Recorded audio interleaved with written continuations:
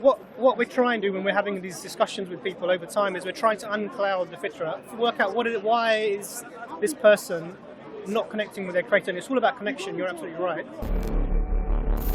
The thing you mentioned earlier, consciousness, where does it come from? I can't just accept that it's just accidental. It must be from somewhere. So the journey has to have an end, a goal. There has to be an end game. Would you be satisfied with the answer? I don't know. Because I can look at it from my perspective. The searching, the wondering, the fascination is very stimulating for me.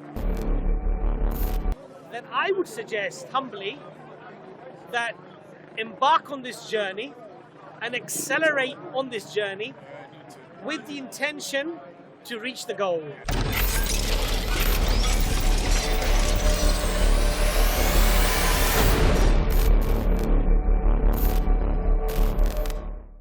More than the differences, and I see some similarities. Some people might argue, because I would like to say that both of you believe in a creator, and you believe that the creator is responsible for our creation and has given us free will, and if we follow the path of the creator, then when we pass away, we will be with that creator. I try and look at the similarities. I know there are a lot of differences. So, and the thing that I wanted to understand is the notion of the fitra. Because, like I said, I'm not a Muslim, as you know, and I'm not a Christian, but I believe in a creator. So that kind of ties in with the belief that there's a fitra, that might be, I don't know, could be an instinctual thing that the creator has put in me, or in, but the closest I've come to from doing research was when I came up with the fitra. And I wanted to know more from the fitra. If Allah puts the fitra in us, what then makes us stray away from Allah? Great question. Because if He put it there, so it should then just guide us all to just follow His path. So I don't know, is it the free will that suppresses the fitra? Is the free will working against the fitra, or is free will part of the fitra? Then I thought, just check and ask. So when you said you're not a Christian and you're not a Muslim either? No. Okay. So in terms of so what about yourself? What's your name, sorry? William. William. What's your name? Preston. Preston Imran. Nice to meet you. So you said that you've done a lot of research. So you said you arrived at the fitra. How did you get to arrive at the fitra? Well, the combination of things here, talking to various Muslims, reading, and I would always hear Muslims say, when I was doing research and when I spoke to Muslims, they would say everyone is born a Muslim. And then I remember from Christianity, talking about God creating man, Adam, Eve, and then God giving us free will, but then putting within us knowledge, which links us with the belief in the Creator. But then I hear about free will, and then we all stray away. So I'm like, are they working against each other, free will and the fitra, or are they one and the same? It's a great question. It's probably more than I can. I'll try my best to sort of try and give you my view on it. So the fitra just means natural inclination or a natural disposition, and what it is towards is the idea that there is a creator. That's the main part of this fitra, that we instinctively know that there is a creator. And alongside that, we get from the fitra, we get also some basic concepts of morals. So we know killing is wrong, and some of these things, they come automatically to us. What you would call your conscience, in the sense that when you're about to do something bad and you get that feeling, this isn't right, I shouldn't do this. That's your fitra rearing itself. Now, your fitra itself doesn't have any power as such over you. It's just like a sixth sense, almost, if you like. Yeah. But where it comes from, there's lots of different explanations. But the one that I find sort of a little bit convincing is, initially, when Adam was created and before human beings were put onto the earth, all of the human beings that ever were going to be born were taken from Adam, and all that progeny was put before the Creator. And the Creator said, do you testify to us? Do you testify? This is pre-existence on here. Do you testify that I am the Lord? And we testify that you are our Lord. So that knowledge of the Creator is innately then within us. It's innate. Now, then we're born on the earth, And you're born on the earth, you're born in different states. So I could be born into a Muslim family or a non-Muslim family, in a rich family or a poor family, or in a state where my last consideration is religion. So I could be starving, suffering, other things like this. Or I could be in a state where I could be born into an atheist family, and from the beginning I'm sort of taught to disregard these myths and these stories. And what can happen over time is your fitra becomes clouded.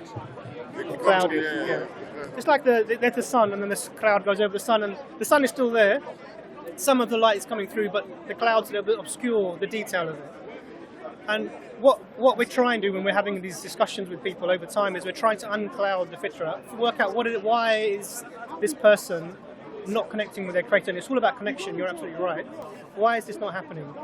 And it's many reasons. So some people have had some sort of traumatic experience. They've lost a loved one, and then they maybe subconsciously blaming the creator for that, or there's some other suffering that's happened to them, or they've seen suffering in the world. Like, why are people starving? And this is one of the common questions that makes people think, well, maybe the creator doesn't exist. But if you must have come across the studies that talk about, if you look at children, they will automatically look for agency or some sort of thing that's controlling everything in the world. It's almost like they have an innate belief. I can't remember. I think it was a Cambridge study. I don't remember it, so I won't quote it. But I think it's quite clear that this fitra exists, and it's really like a compass. It's designed to bring us back to that one God. But it can be easily clouded over. It can be clouded over. And really, the whole point of life is to try and uncloud it, and that comes through research, through experience, talking to people, and then coming to that conclusion that the information I'm being given is accurate. I can trace it to a divine source, that the creator exists, and then you try and establish that connection with the creator. And once you do, so we believe as Muslims that there's two types of guidance. So one guidance is, we call it irshad, which is really what the messengers do. God has given them a message, and they come and they give that message to you. So all the people here who are trying to talk to you about a specific religion, they're doing that type of guidance. They're saying, look, the Quran is like this, it's got this information in it, it tells you to do this. It's called irshad. Irshad. The second type of guidance is once you come to that conclusion yourself, that yes, I accept that there is a creator and this information is from him, and then you believe that, God puts what we call faith in your heart. That's called tawfiq, the guidance of tawfiq. And that guidance is the one that when the faith enters your heart, and then you become a believer. Wait, so when the faith enters your heart, is that at the moment of creation when Allah creates you? You get tawfiq. No, sorry. You said that's by talking. That's right. So first is the information and accepting the information. Once you accept the information, then God essentially gives you the faith. It's having that faith within you. And that's a process. So life is a process. So you're in the searching phase of that process. I'm still searching. And you're going to get to a stage, hopefully, God willing, where you decide, okay, I believe this now. I accept it. I can't reasonably doubt this now. I believe. And then at that point, when you accept it, the Creator will put the faith in your heart. And so ultimately, we don't believe I can't change you. I don't believe that. It's going to come between you and your Lord. So your part of it is to be sincere to the information that's given to you and try and research that. And then that spiritual connection comes when you accept it internally. So I may not even know that you've accepted it. I met a brother. He was 25 years old. He was. This was in the. When would that have been? In the. How old would he have been then? So I met him when he was 85. When he's 60 years prior, he goes, I was in India under British rule, and I owned lots of land. And I would see my Muslim servants, every now and then they'd go off, and I knew, okay, they're going to pray. That's all I knew. I didn't regard them, I was looking down on them, I didn't regard them as anything significant, didn't think their religion was important. 60 years later, he goes, what they do, let me have a look. He's in a different stage of his life now. He's looked into this, and 85 years old, he becomes a Muslim because of something he saw 60 years ago. 60 years ago. So that was his journey. So everyone has their own journey. No one can make anyone become anything.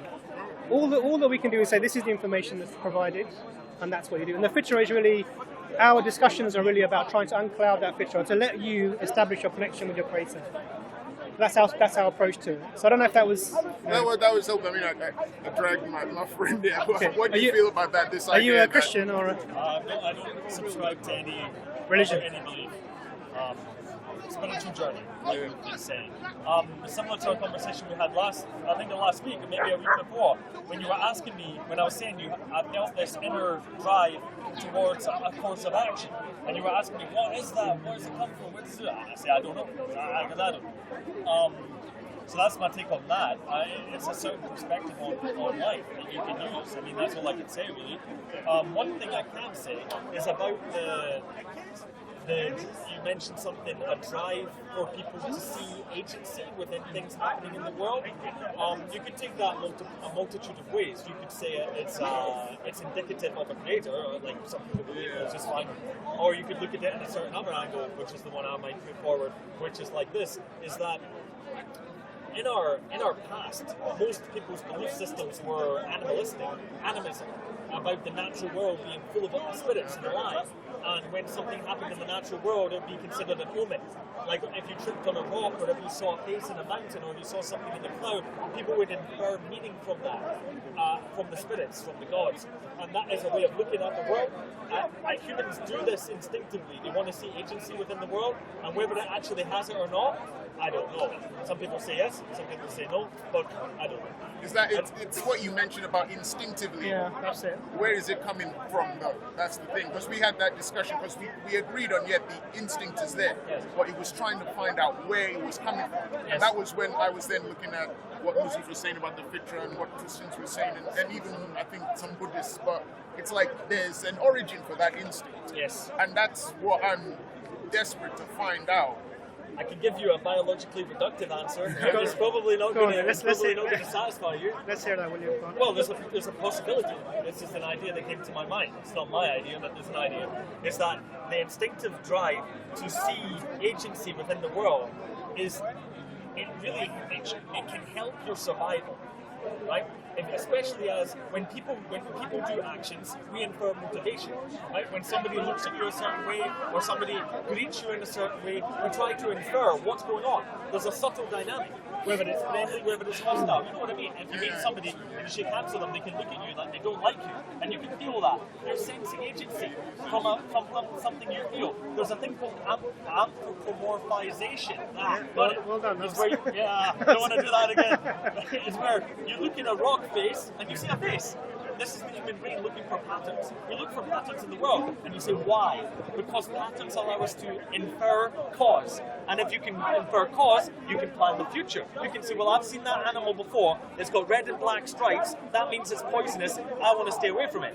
That's something like a wasp or something, or a snake or something like that.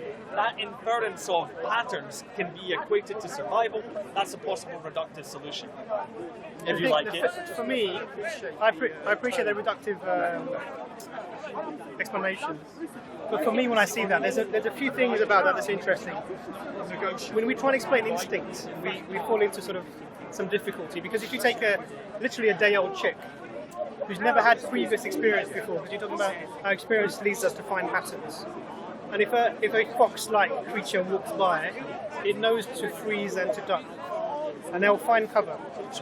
And biologists say this is an instinctive, hardwired instinct. But that's not an explanation. It's just putting a label on something that we don't know. We don't know why it's there or how it's there. But there is within that creature that innate knowledge that if this big shadow that's going by is going to be somehow dangerous and I need to freeze. And you see that literally from the point of birth, they will do this. And this is a natural instinct that is not based on experience or patterns, because it's too early. I do have a little bit of knowledge of new science that would contradict that. Okay. My purpose here is not just contradict your views. You can believe whatever you want, man. It's not my business. No worries. I just want to see if I can provide another sort of solution to something.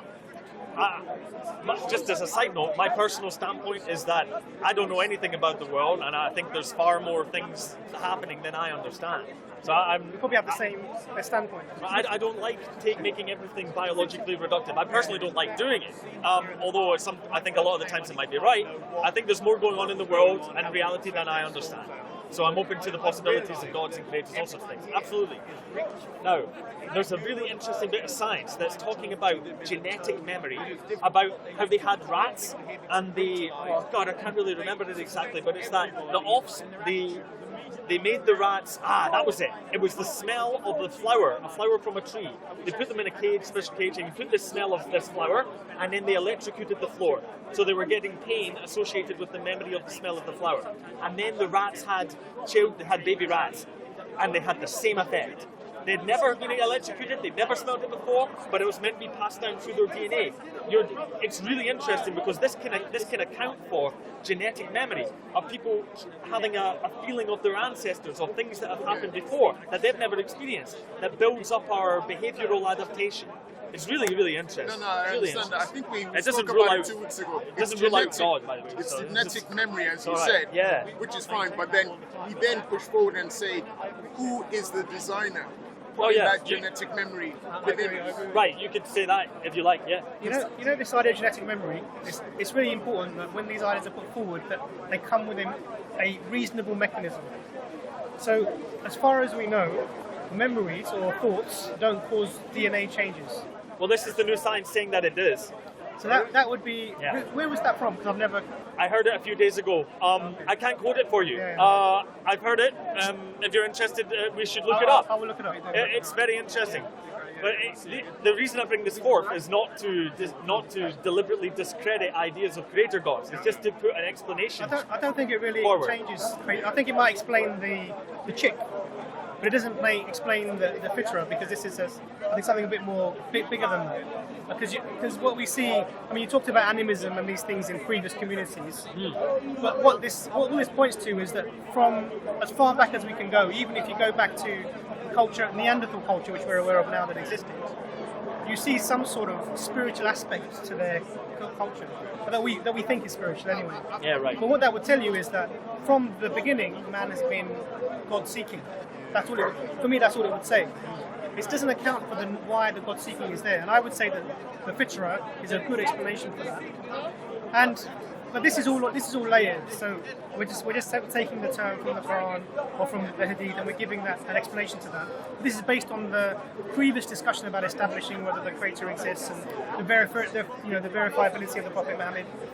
Was he sincere? Was he truthful about what he was saying? Oh, right, yeah. And all of these things. And when you compile these things together, for me as a Muslim anyway, because until I was about 18 or 19, I was a Muslim because my mum and dad were Muslims. Yeah, right.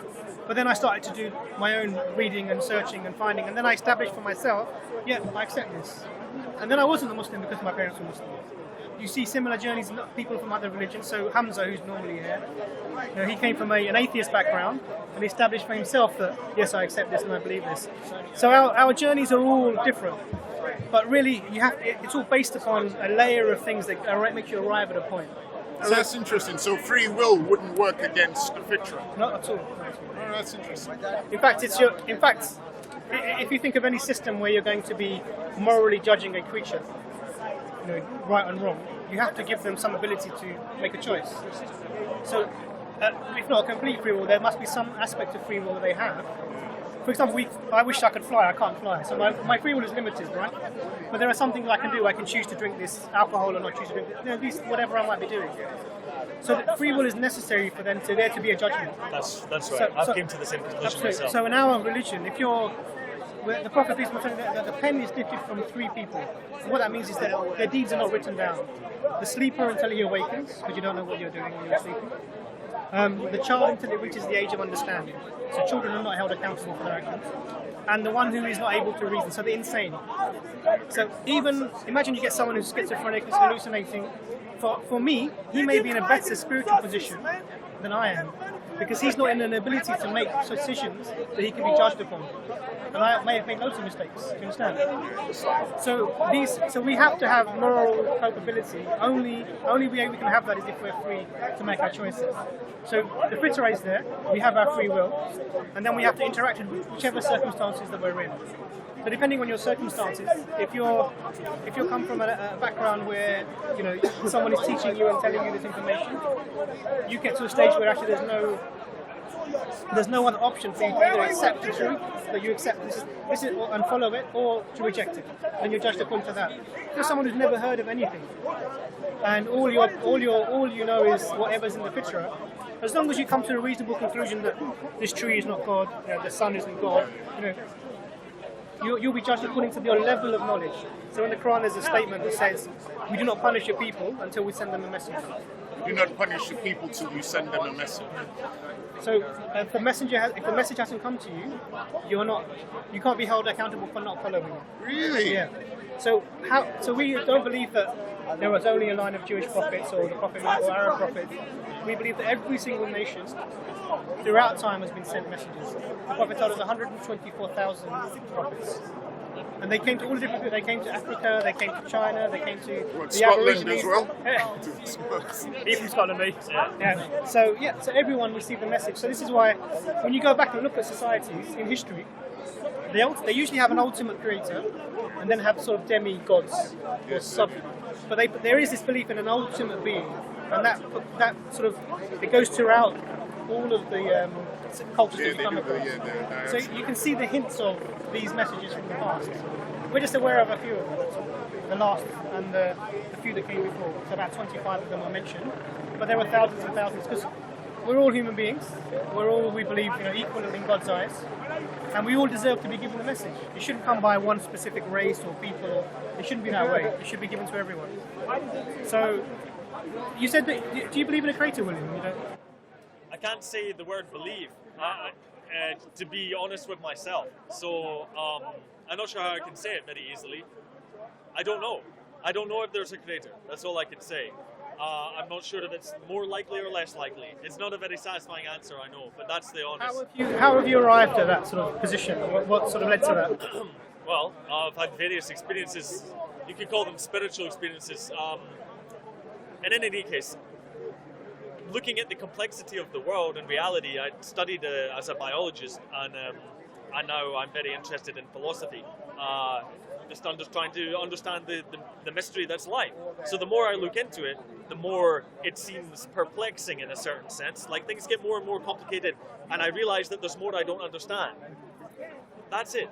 So I haven't had something really that said it's absolutely going to be that. It's more like, I learned this, I learned I don't know that. Yeah. You know what I mean? That's it.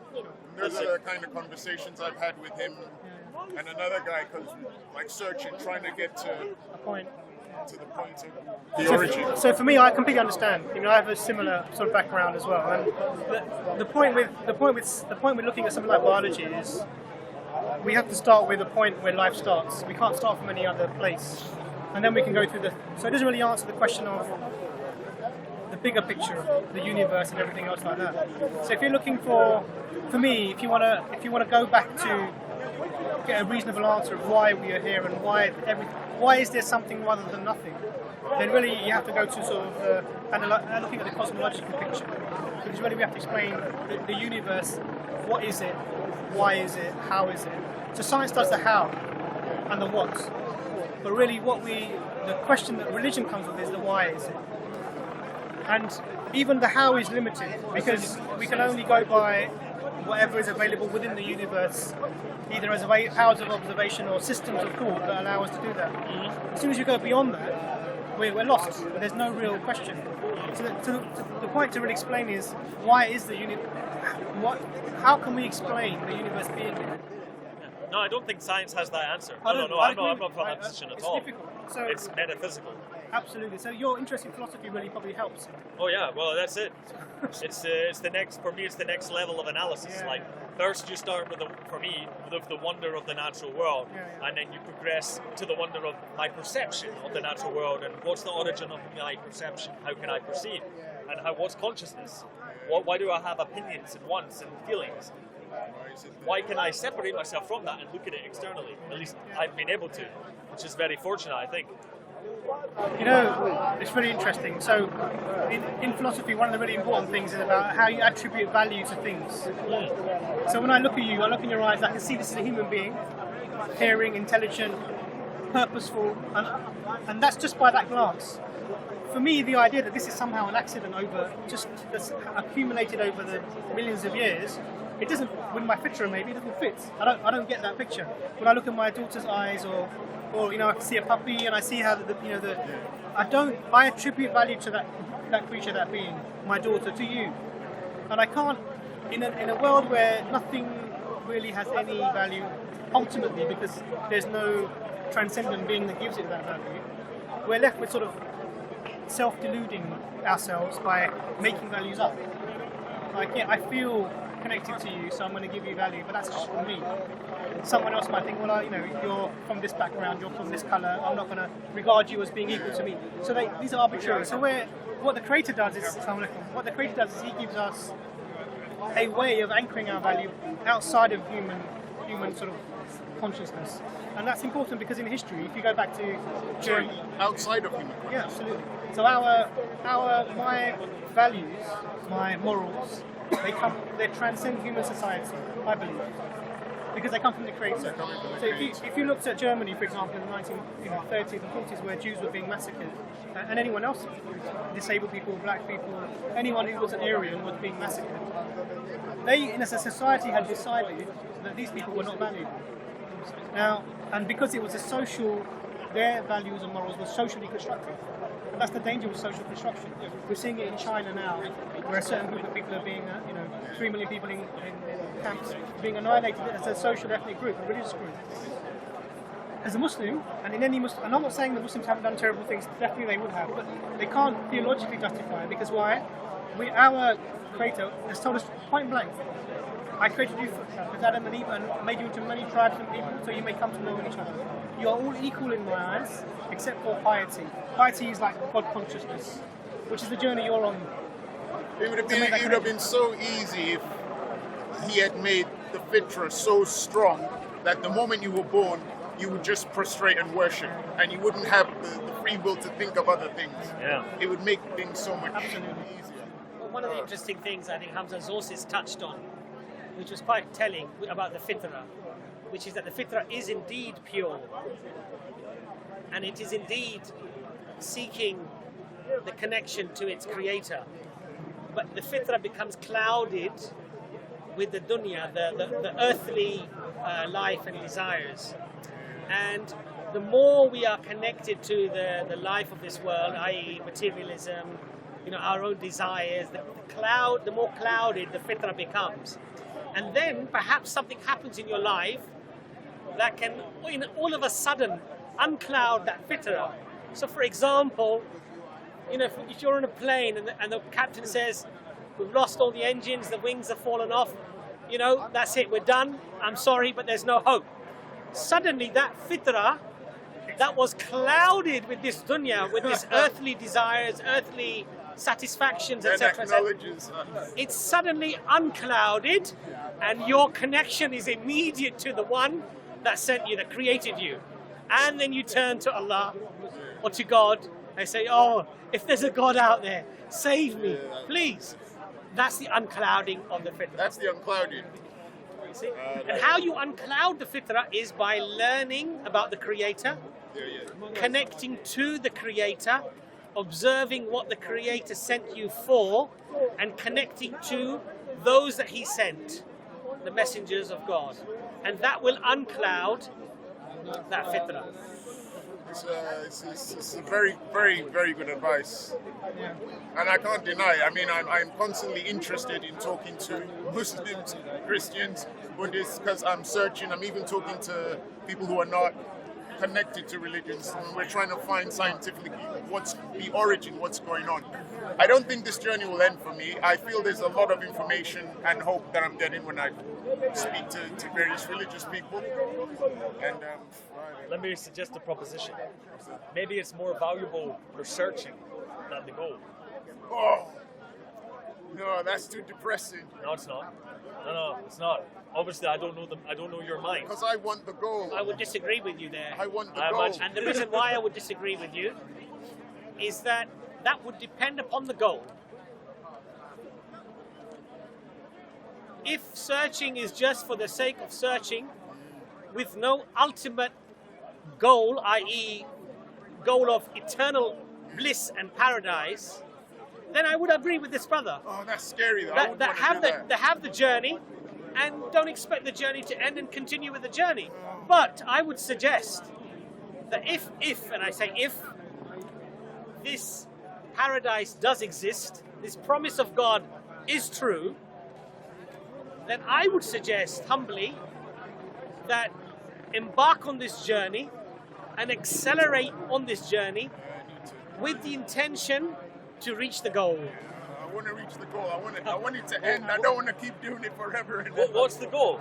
The goal is to understand, why do I exist? Why do I have the emotions that I have? Why do I have the opinions that I have? Uncover value. Why does everything here exist?